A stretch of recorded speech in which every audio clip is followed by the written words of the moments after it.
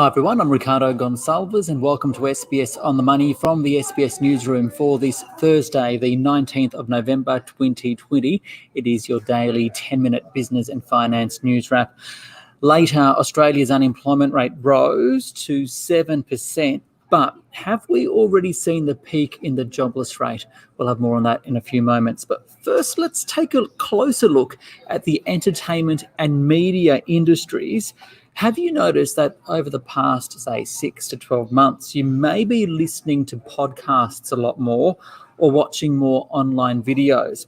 Well, the media landscape is dramatically changing, but can you make money from it? I spoke earlier with Justin Papps. He is from PwC Australia. He's a partner there and the editor of its entertainment and media outlet.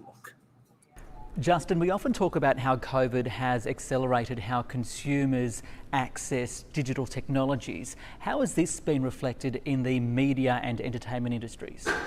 So obviously people have been stuck in their homes, so they've started to consume things differently. So with no cinemas, no outdoor, those sorts of things, really big increase in things like streaming services, and particularly in Australia we've got a huge range to choose from, not just the paid ones but also the broadcast ones like SBS On Demand, and we've seen that really have a big uptake during COVID. So those things we access at home like streaming video, podcasts, e-gaming, that sort of thing, how have they grown? So the interesting thing with streaming, it's one of the fastest growing segments. So streaming video in the next 5 years will grow about 16%. So it'll be worth over $2 billion in 2024, just in Australia. And that's a big chunk of money coming out of people's pockets. Whereas we see things like broadcast video on demand, where there's ads, etc., that'll grow to about $500 million in the same time, but at a rate of about 25%. So we're seeing really big uptake in those things where people are choosing the content they want, irrespective of the platform. What about those more traditional industries, free-to-air TV, news, and especially given the increase in demand for information during the pandemic, for example, have they benefited? Yeah, so it's really interesting time because during the bushfires and then COVID, we had a huge uptake in free-to-air viewership because people were looking for that information. The thing was the ad dollars didn't follow, not because there was a problem, but there just weren't the ad dollars to have because people pulled back.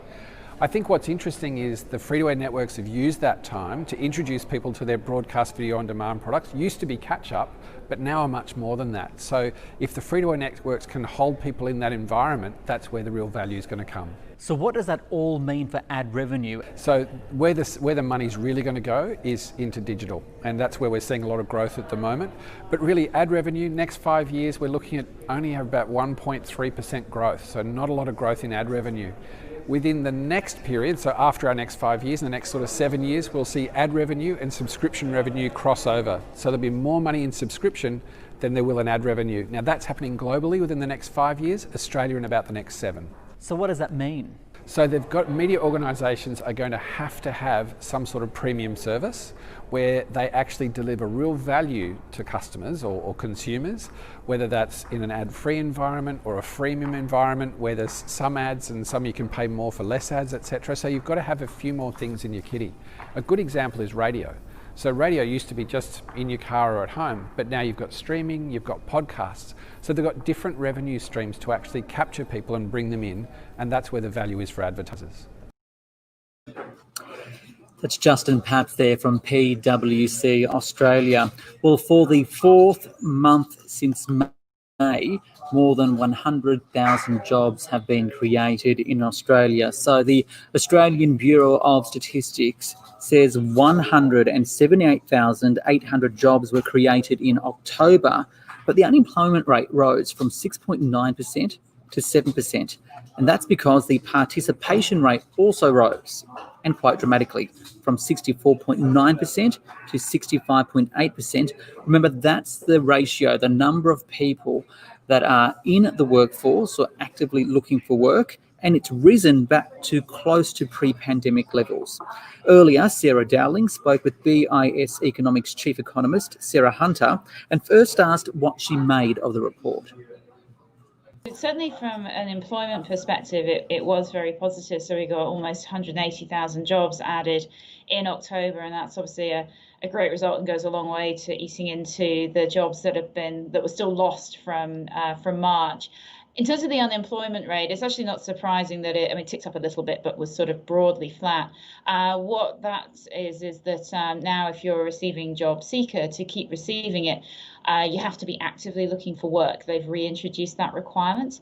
And once someone is actively looking for work, we count them as unemployed rather than counting them as being out of the labour force. So what we saw was a lot of people moving from being out of the labour force to being in the labour force but unemployed. So that wasn't surprising, even though it doesn't seem like a great thing for the unemployment rate to tick up. So overall, definitely a positive print for today. Yeah, as you mentioned, we had some positive numbers around hours works, underemployment.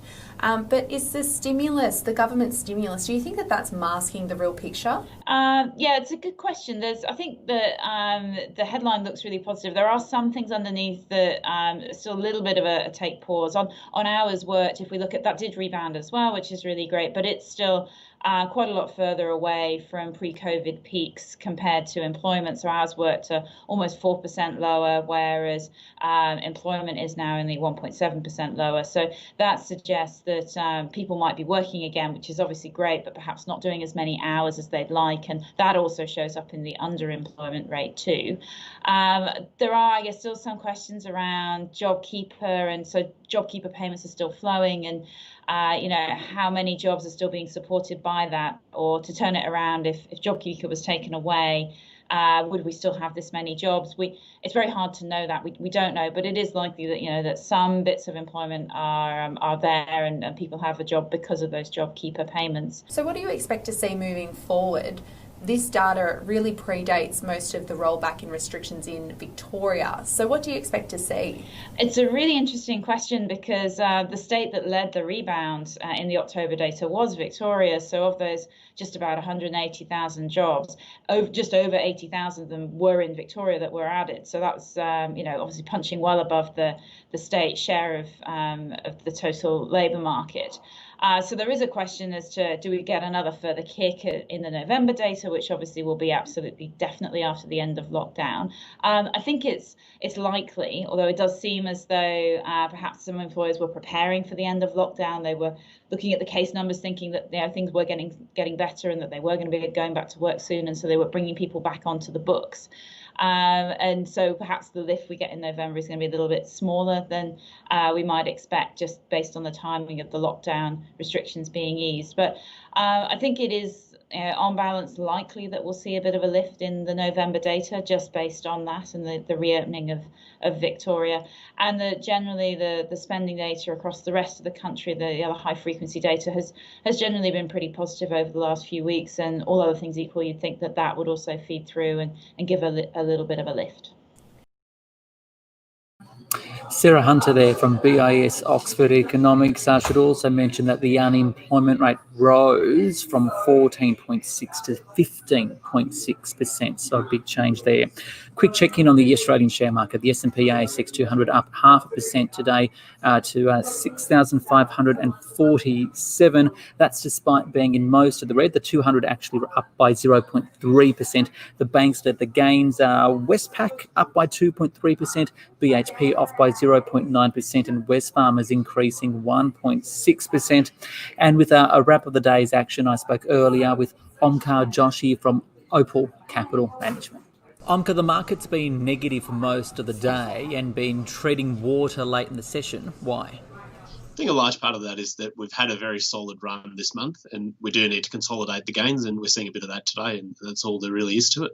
To what extent are we seeing this rotation out of growth to value stocks, and why?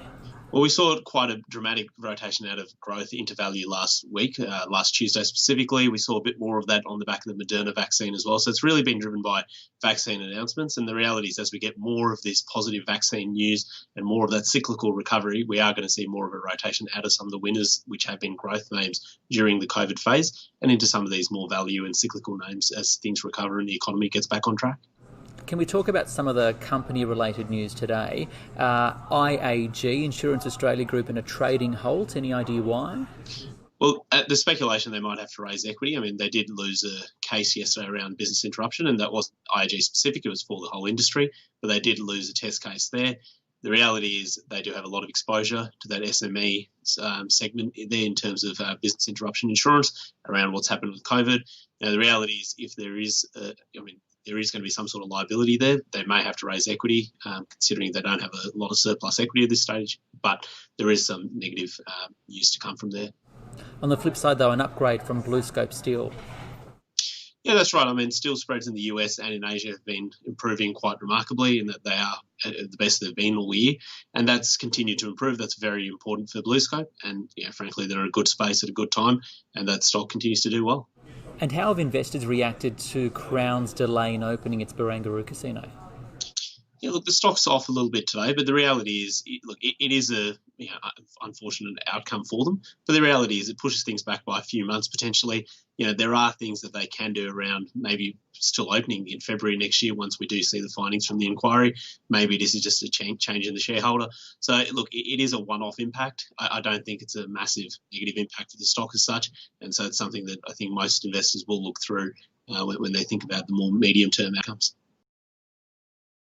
Omkar Joshi there from Opal Capital Management.